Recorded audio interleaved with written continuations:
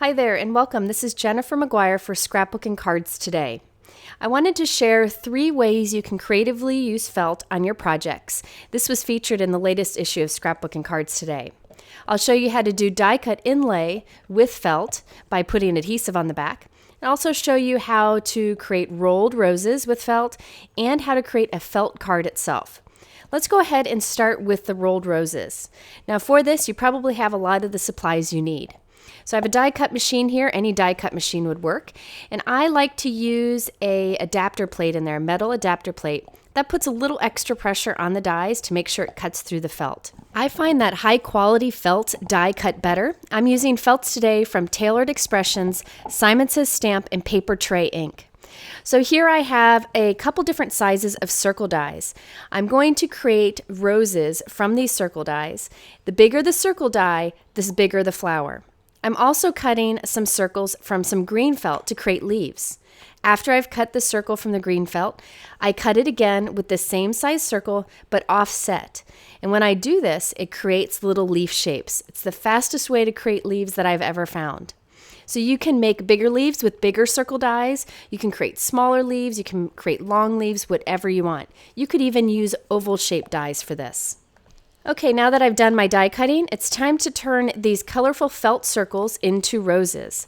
So I'm starting on the outside edge and I'm cutting in a spiral pattern towards the inside center of the circle. Now the more narrow you make the spiral, the wider the flower will be and it won't be as tall. So you can see I'm cutting this pretty narrow. You could even go more narrow than this if you would like to. Now you could create these spiral flowers out of paper, out of fabric, whatever you want, but I really think they turn out best with felt because you have a little dimension to it and it's very forgiving when you roll it into a rose. Okay, so once I've cut this, you can see it kind of ends up with like a little circle on the inside there, and all we've done is turn that circle into a spiral. Now you can do the same thing with any size circle that you want. Of course, the bigger the circle, the bigger the rose. Now I take tweezers and I hold that outside end and I very loosely wrap around, and you see I'm turning the tweezers so that I can wrap that felt around. I'm using my fingers to make sure that the felt wraps around each other and doesn't kind of go down the tweezers. If you need to, you can kind of unravel a little bit if it's not forming nicely. Now be sure to do this somewhat loosely so that your flower can kind of form. If you do it too tight, it won't really look like a rose. So once I get it going, I take the tweezers out and I start wrapping myself. I want to make sure that the bottom edge kind of is in tighter than the top edge. And check this out, you get this little circle here that's kind of a platform where you can put your adhesive to make sure the rose stays together. I like to use hot glue for this because then I can be sure it stays put. You can also use glue dots. So I'm putting some hot glue right at the base of the flower, and then I take that little circle piece at the end of that spiral and I press it down, and there we have a rose. Now I like to kind of move it with my fingers and kind of spread those petals out a bit. If part of the petals seem to be sticking out too much, you can kind of trim them, but you can play around with this as much as you want, especially if you use that hot glue, because then it won't come unwound. These roses are so much fun to make, and you could even use scallop scissors to kind of add a scallop edge to the rose petals if you wanted to. Okay, so I wanted to show you how I pulled this into a card very quickly. I white heat embossed a sentiment from an Essentials by Ellen stamp set onto some black cardstock. I'm putting some double-sided tape on the back of this. I'm actually putting 2 layers of double-sided tape so the sentiment pops up extra, just like those felt roses. I cut the ends to a V and I'm going to put it in the center of a piece of craft colored cardstock. I then am going to adhere my felt pieces above and below this. Now when I adhere this, I again like to use the hot glue. I think that a little bit goes a long way and it really does a good job making sure that that felt stays on our card. You could create rolled felt roses to create barrettes for a little girl. You can put this on to kind of decorate a simple gift bag. There are many things that you can do with this. You could even create a small pillow covered with these and it'd be beautiful. Okay, so there is the first idea for using felt to create those rolled roses. Next, I wanted to show you how to create a folded card from felt itself.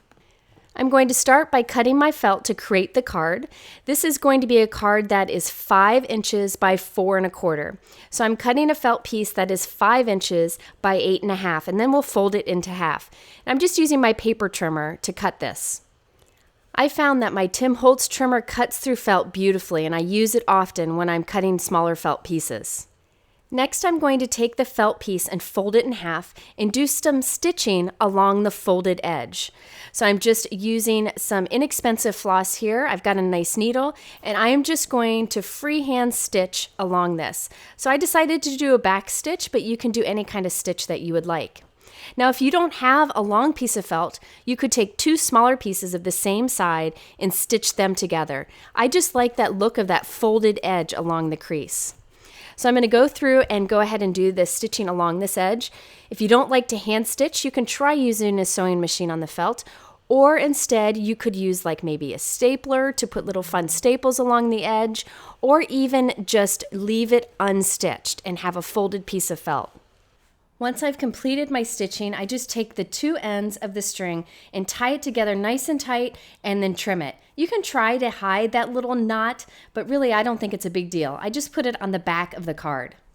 Next, we need to add some cardstock to the inside of our card to give it stability and a place for us to write our message. So I have two pieces of white cardstock here. They're about 4.5 by 3 3/4, so just smaller than our card. I'm going to glue one onto the inside and front and one to the inside back. Now, I recommend using a strong adhesive for this. I'm decided to use Be Creative tape. This is one of my favorite strong double-sided adhesives. If you wanted to, you could add some fun die-cut felt embellishments to the front of this card and keep going with the felt theme, but I decided to keep the rest of the card simple so that the focus stayed on the felt itself. All I did was a bit of stamping on some white cardstock, added some color and a bit of shimmer with a Wink of Stella pen. Now the hello message is from a Kathy Zilski stamp set, and that cute little bird is from Winnie and Walter. So that wraps up the second idea of using felt to create the card itself.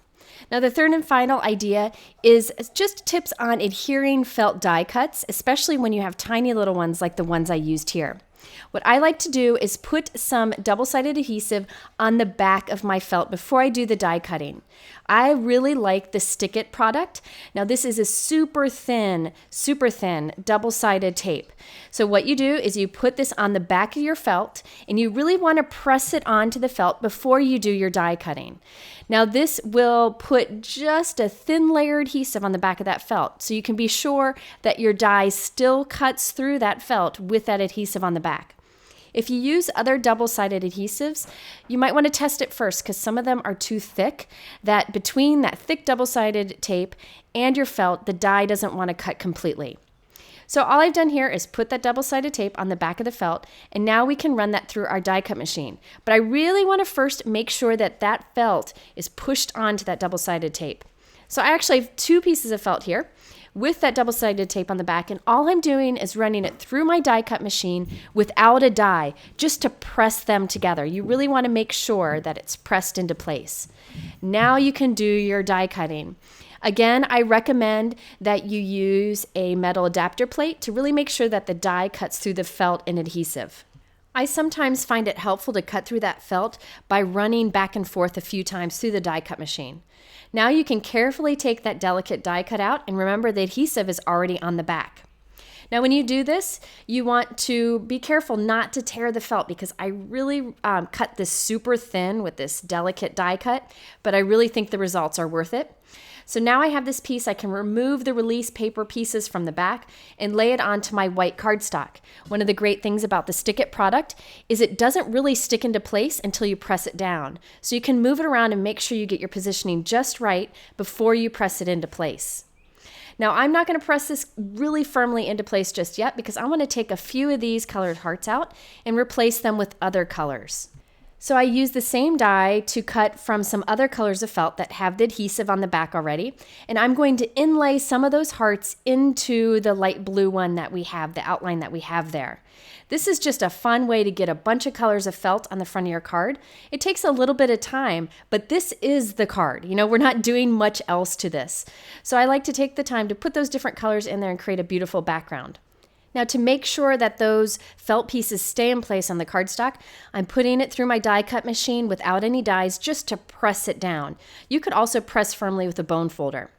I want to keep this card simple and the focus on that felt, so I just die cut a sentiment that says lovely from some black cardstock using a Concord and 9th die. Put some liquid adhesive on the back of this, and I'm just going to position it right on top of the felt. If you use a good strong liquid adhesive like the Ranger Matte Multi-Medium adhesive, you can be sure that that paper die cut stays on top of that felt.